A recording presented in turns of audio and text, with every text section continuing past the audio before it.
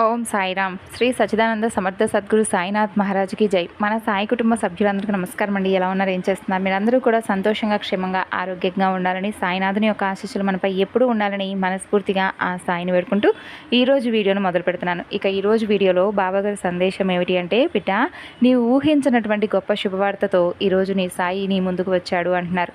మరి బాబాగారు చెప్పేటటువంటి సందేశంలో ఉన్నటువంటి పరమార్థం ఏమిటో తప్పకుండా తెలుసుకుందామండి. కొత్తగా మన ఛానల్ చూస్తున్నట్లయితే దయచేసి ఛానల్ను సబ్స్క్రైబ్ చేసుకొని వీడియో మీకు నచ్చితే లైక్ చేసి సపోర్ట్ చేయడం మాత్రం మర్చిపోకండి. బాబాగారి సందేశాన్ని తెలుసుకోబోయే ముందుగా చాలామందికి ఎన్నో సమస్యలు, ఇబ్బందులు ఎదురవుతూ ఉంటాయండి. అంటే ఒక్కొక్కరికి ఒక్కొక్క సమస్య ఉంటుంది. ప్రేమ, పెళ్లి, సంతానం, వ్యాపారం, భార్యాభర్తల మధ్య గొడవలు, కోర్టు సమస్యలు. మీకేదైనా సమస్య ఉంటే శ్రీ సాయి భగవతి జ్యోతిష్యాలయం గురువుగారు చక్కగా మీరు ఉన్న చోటనే ఫోన్ ద్వారా మీకు సరైనటువంటి పరిష్కార మార్గం దొరికేలా చేస్తారు. 9043637512 సంప్రదించవలసినటువంటి ఫోన్ నెంబర్. బాబాగారి సందేశం గురించి తెలుసుకుందాం. బిడ్డ, నీ చేతిని మాత్రం నేను ఎప్పటికీ కూడా విడిచిపెట్టిందే లేదు. అలాగే నేను ముందు ముందు రోజుల్లో కూడా విడిచిపెట్టబోను. ఎందుకంటే నన్ను నమ్ముకొని మనసా వాచా కర్మన ప్రతి నిమిషం కూడా నీకు సంతోషం వేసిన, లేదంటే బాధ కలిగిన ప్రతి క్షణం, ప్రతి మాట, అలాగే నీ ప్రతి కదలిక అన్నీ కూడా నాకు తెలుసు. ప్రతి ఒక్కటి నాతో పంచుకుంటావు. బాబా ఈరోజు ఇచ్చేశాను, బాబా ఈరోజు ఇలా జరిగింది అనుకుంటూ ప్రతి ఒక్కటి కూడా నాకు నీ మనసులో, అంటే నీ మనసులో నా రూపాన్ని నిండా నింపుకొని, బాబా ఈరోజు నేను ఈ పని చేశాను అనుకొని నీ అంతరాత్మతో మాట్లాడుకుంటూ అది నాకు వినిపిస్తుంది అనే నమ్మకం కలిగి ఉంటున్నావు చూడు. అందుకు నిజంగా నీకు కృతజ్ఞతలు. ఎందుకంటే నాపై నువ్వు ఏర్పరచుకున్నటువంటి ఆ అపారమైనటువంటి నమ్మకానికి నేను నీకు ఏమిచ్చి రుణం తీర్చుకోగలను చెప్పు. కేవలం నీకున్నటువంటి కొన్ని చిన్నపాటి కోరికలను, అలాగే నీ ఆశలను, అలాగే నీకున్నటువంటి సమస్యలను దూరం చేసి నీ మనసును ప్రశాంతంగా, ఆనందంగా ఉంచగలగడం తప్ప ఈ బాబా ఇంకో చేసేది ఏమీ లేదు. అయితే నువ్వు అనుకోవచ్చు, బాబా మరి నువ్వు నా గురించి ఇంతగా ఆలోచిస్తూ ఉన్నట్లయితే, నాకు ఎదురయ్యేటటువంటి సమస్యలు, కష్టాలు, వీటన్నిటినీ కూడా నువ్వు పరిశీలిస్తున్నట్లయితే, మరి ఎందుకు ఇలా ప్రతిరోజు కూడా నేను సమస్యలతో పోరాడవలసి వస్తుంది? అలాగే కాలం నన్ను ఈ విధంగా ఎందుకు పరీక్షల మీద పరీక్షలు పెడుతూ ఉంటుంది? ఒక సమస్య పోయిన తర్వాత మరొక సమస్య నన్ను ఎందుకు పలకరిస్తుంది? ఇవన్నీ కూడా నువ్వు నన్ను గమనిస్తున్నట్లయితే అసలు నాకు వచ్చేటటువంటి కష్టాన్ని ముందుగానే నువ్వు రాకుండా చేయవచ్చు కదా. ఇలా నీకెన్నో సందేహాలు నీ మదిలో కలగవచ్చు. అయితే వాటికి కూడా సమాధానం తప్పకుండా చెబుతాను, విను. ఏదైనా కానీ కొన్ని పనులు మీకు మీరుగా మీ చేతులారా చేసుకున్నటువంటి పనులు కావచ్చు. అంటే మీకు ఏదైనా కానీ కోపంలో మీరు తీసుకునేటటువంటి నిర్ణయాలు కావచ్చు, లేదా సంతోషంలో ఎవరికైనా కానీ ఇవ్వకూడనటువంటి మాట వారికి ఇవ్వవచ్చు, లేదా మీ చుట్టుపక్కల ఉన్నవారితో మీ ప్రవర్తన, అలాగే వారితో మీరు ఏ విధంగా ప్రవర్తిస్తున్నారు అనే దాన్ని బట్టే మీ జీవితం అంతా కూడా నడుస్తుంది. కాబట్టి మీ ఆలోచన విధానాలు కూడా ఒక్కొక్కసారి మీ నిర్ణయాలకు కారణాలు అవుతాయి. అలాంటప్పుడు ఎవరు మాత్రం ఏం చేయలేరు కదా. భగవంతుడు ఏ జీవికి కూడా జ్ఞానాన్ని ప్రసాదించడు. కేవలం మనిషికి మాత్రమే నిండైనటువంటి జ్ఞానాన్ని ఇస్తాడు. మరి నీకు అంతటి జ్ఞానాన్ని ఇచ్చినటువంటి భగవంతుడికి నువ్వు తప్పకుండా కృతజ్ఞతలు తెలియజేసుకోవాలి. నీకు జ్ఞానం ఉన్నప్పుడు నీకు ఆలోచించేటటువంటి తెలివితేటలు ఇవన్నీ కూడా భగవంతుడు ప్రసాదించినవే కదా.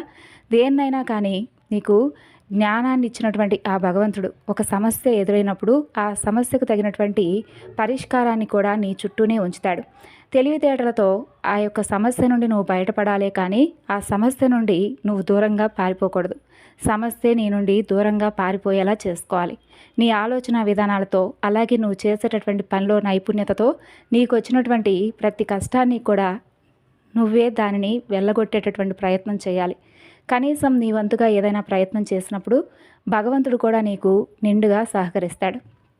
అలా కాకుండా ఏది చేయకుండా ఏదైనా ఒక సమస్య వచ్చింది అనుకుంటూ అయ్యయ్యో నాకే ఎందుకు ఇలా వస్తుంది, నాకే ఎందుకు ఇలా జరుగుతుంది అనుకొని ఆ సమస్యనే తలుచుకుంటూ ప్రతి నిమిషం కూడా తిండి తిప్పలన్నీ కూడా మానుకొని బోరున విలపిస్తూ ఈ సమస్య నుండి ఎలా బయటపడతాను, నాకే ఎందుకు ఇలా జరుగుతుంది అనుకుంటూ నెగిటివ్ ఆలోచనలన్నీ కూడా నీ బుర్ర నిండా నింపేసుకొని దానికి కారణమైనటువంటి నీ ఆలోచన విధానాలను సైతం భగవంతుడిపై పెట్టేసి, భగవంతుడికి తెలియదా ఇలా ఎందుకు జరుగుతుందో, ఆయన నాకు ఏ సహాయం అందించడం లేదనుకోవడం నీ మూర్ఖత్వం అవుతుంది.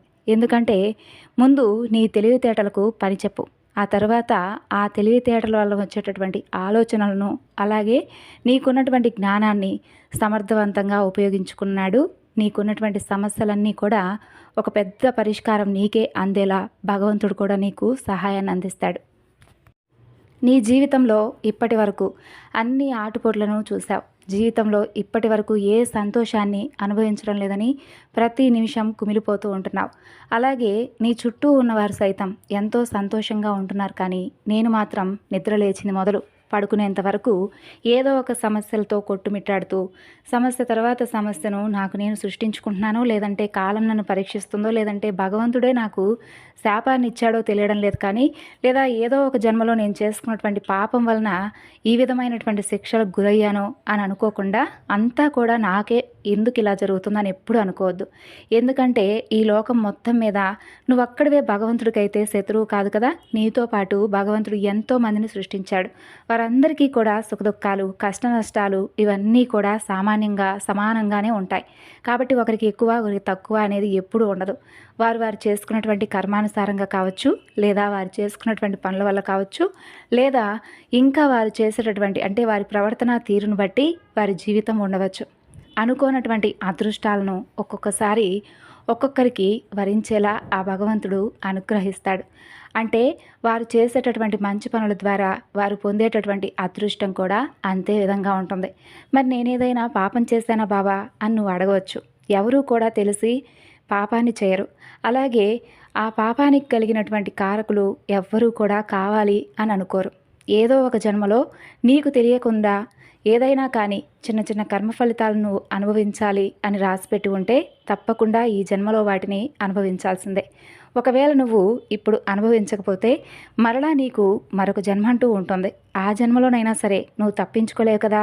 కాబట్టే నీకున్నటువంటి కర్మనంతా కూడా తొలగించేందుకై ఒక్కొక్కసారి నీ ప్రయత్నాలు కాస్త ఓటమి పాలవడం కానీ, లేదంటే నీ అడుగుల్లో నువ్వే తప్పటడుగు వేసేలా, అంటే ఇలా నువ్వు అనుకుంటున్నావు కదా సమస్య తర్వాత సమస్య నిన్ను పలకరిస్తూ ఉందని, అలా నిన్ను సమస్య తర్వాత సమస్య ఏదో ఒక విధంగా బాధ పెట్టడం కానీ, లేదా నీ కోరిక నెరవేరకుండా కాస్త ఆలస్యం జరగడం కానీ ఇలాంటివి జరుగుతూ వస్తాయన్నమాట. అలాంటప్పుడు నువ్వేం చేయాలో తెలుసా? ప్రతి ప్రయత్నాన్ని కూడా ఇష్టపూర్వకంగా స్వీకరిస్తూ, నాకే కాకుండా ఈ లోకంలో నాతో పాటు ఎంతోమంది అభాగ్యులున్నారు, అలాగే వారు పడుతున్నటువంటి కష్టం ముందు నా కష్టం ఏ పాటిది అని అనుకోవాలి. అలాగే నీకంటే కూడా అతి దీనమైనటువంటి స్థితిలో ఉన్నవారు ఈ లోకంలో కోకొల్లలు ఉన్నారు. కాబట్టి వారి దగ్గరికి వెళ్ళి వారి కష్టాన్ని ఒకసారి నీ కష్టంతో పోల్చుకొని చూడు. ఇప్పుడు నువ్వు అన్నావు కదా నా చుట్టూ ఉన్నవారు ఆనందంగా ఉన్నారని, వారి ఆనందాన్ని ఏ విధంగా అయితే పోల్చుకొని నన్ను అడుగుతున్నావో, అంతే విధంగా నీకంటే ఎక్కువగా బాధలో ఉన్నవారు, అంటే కనీసం తిండికి నోచుకోలేని వారు, బట్టలకు కూడా నోచుకోలేని వారు, కనీసం ఇంకా భగవంతుడి అనుగ్రహాన్ని పొందకుండా ప్రతినిత్యము కూడా కష్టాల్లో కూరుకుపోయి ఎటూ కదలలేనటువంటి స్థితిలో ఉన్నవారు చాలామంది ఉన్నారు ఈ లోకంలో.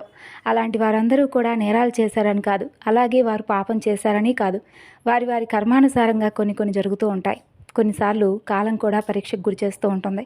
ఇక భగవంతుడి యొక్క అనుగ్రహం అయితే వారికి సంపూర్ణంగా లభించలేదు అని మాత్రం అప్పుడు మీరు అనుమానించకూడదు. ఎందుకంటే భగవంతుడి సహకారం లేకపోతే ఇక్కడ ఉన్నటువంటి ఈ ప్రపంచంలో ఎవరూ కూడా సంతోషంగా ఉండలేరు. ఒక్కొక్కసారి సంతోషం వచ్చినప్పుడు భగవంతుడు ఉన్నాడు అనుకున్న మీరు కష్టంలో కూడా భగవంతుడు ఉన్నాడు, సహాయం అందిస్తాడు అని ఎప్పుడైతే మీరు పరిపూర్ణంగా నమ్ముతారో అప్పుడే మీకు ఆయనపై నమ్మకం ఏర్పడిందని అర్థమవుతుంది. అప్పుడు మీరు ఎన్ని కష్టాలనైనా సరే జయించే విధంగా భగవంతుడు మీకు ధైర్యాన్ని అందిస్తాడు. నీకు ఏది ఇవ్వాలి, ఏది ఇస్తే నీ జీవితానికి సరైనది, లేదా నీ జీవితానికి సరిపోదు అనే విషయాలన్నీ కూడా ముందుగానే రాసిపెట్టి ఉంటుంది. ఆ సమయం వచ్చేంత వరకు నువ్వు తప్పకుండా వేచి చూడాల్సిందే. అలా వేచి చూడకపోతే ఇక నీకు అర్థం అనేది ఉంటుంది చెప్పు. తప్పకుండా నీ చేతినైతే నేను ఎట్టి పరిస్థితిలో కూడా విడిచిపెట్టను.